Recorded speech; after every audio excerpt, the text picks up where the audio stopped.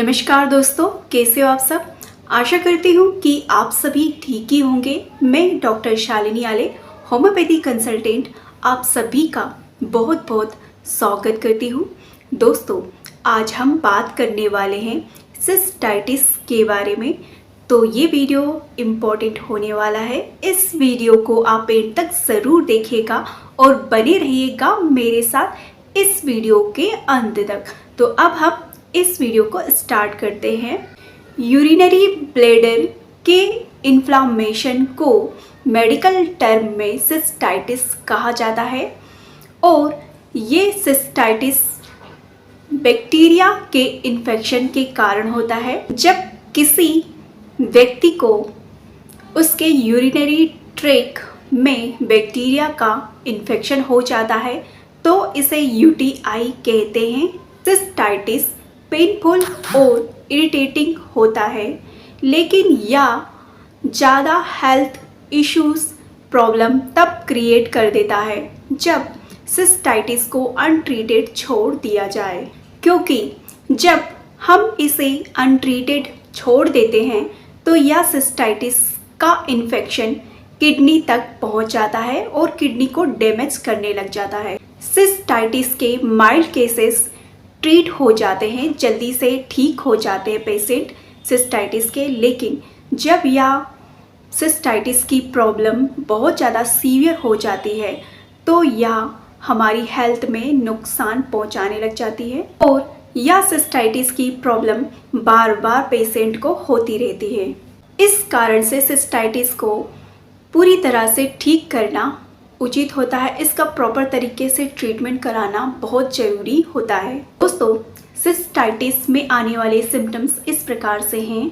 Pelvic discomfort, pressure feel होता है lower abdomen में पेशेंट को, परसिस्ट अर्जेंट टू यूरिनेट, लगातार यूरिन पेशाब करने की अर्ज बनी रहती है पेशेंट को, बर्निंग सेंसेशन व्हेन यूरिनेटिंग, जब पेशेंट यूरिन पेशाब करने जाता है तो उसे बर्निंग सेंसेशन, जलता हुआ सेंसेशन फील होता है, frequent passing of amount of urine, लगातार पेशेंट को पेशाब करने की ज़रूरत पड़ती है, उसे ज़्यादा से ज़्यादा पेशाब आती है, ब्लड इन यूरिन, पेशेंट के पेशाब में खून निकलता है, पेशेंट का पेशाब क्लाउडी और बहुत ज़्यादा स्ट्रॉन्ग स्मेलिंग होता है, कुछ पेशेंटों को फीवर आता है, उसे ठंड लगती है, नोशिया और वोमिटिंग भी होती है। दोस्तों, ये थे सिस्टाइटिस के सिम्टम्स। अब हम आगे जानेंगे सिस्टाइटिस कितने टाइप का हो सकता है।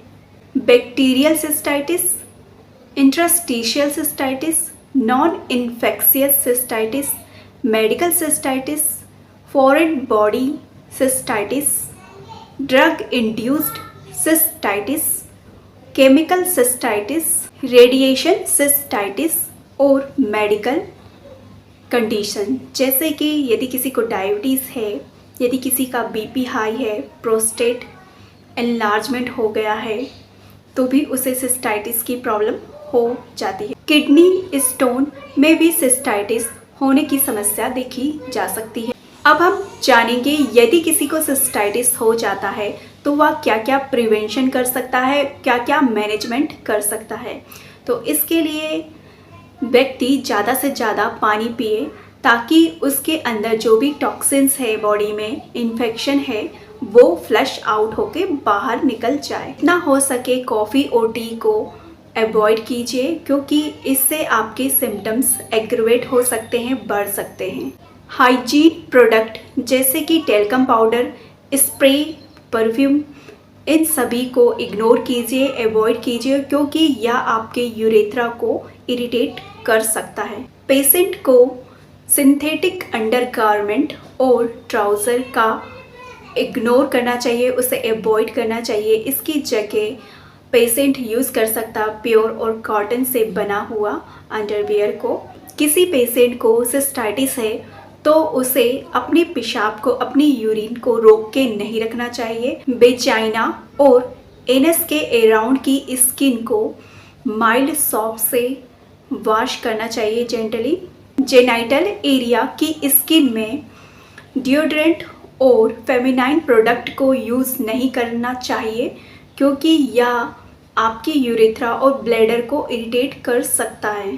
पेन से रिलीफ प्राप्त करने के लिए पेशेंट को उसके थाई में और उसकी टमी में हॉट वाटर बैग का यूज़ करना चाहिए। इसके अतिरिक्त और भी कई प्रिवेंटिव और मैनेजमेंट के लिए टिप्स हैं जिसका आपको यूज़ ज़रूर करना चाहिए। अब हम जानते हैं कि सिस्टाइटिस में हम कौन कौन सी होम्योपैथी मेडिसिन ले सकते हैं। सिस्टाइटिस बीमारी में यूज़ की जाने वाली होम्योपैथी मेडिसिन इस प्रकार से है। इसमें सबसे पहली मुख्य मेडिसिन है आर्निका मोंटाना मेडिसिन। इस मेडिसिन का यूज़ आप तब करें जब पेशेंट को पेरिनियम में इंजुरी हो गई हो, तब आप डेफिनेटली यूज़ कर सकते हैं आर्निका मोंटाना को।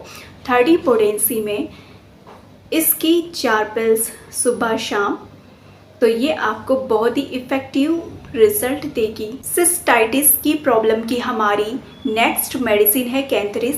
इस मेडिसिन का उपयोग आपको तब करना है जब किसी पेशेंट को पेशाब बार बार आ रहा हो और इतनी ज़्यादा पेशाब आ रहा हो, उसके पहले पेशाब जाने से पहले यदि उसे कटिंग पेन फील हो रहा हो तो आप डेफिनेटली यूज़ कर सकते हो कैंथरिस को 30 पोटेंसी में। इसकी 4 पिल्स को सुबह शाम, तो ये आपको बहुत ही इफ़ेक्टिव, बहुत ही वंडरफुल रिजल्ट देगी। दोस्तों, आज का वीडियो यहीं समाप्त होता है।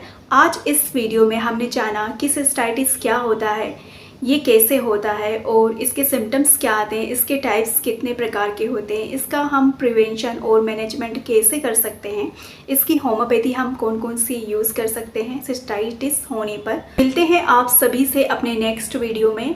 तब तक के लिए नमस्कार, धन्यवाद, अपना ख्याल रखिए। जय हिंद, जय भारत।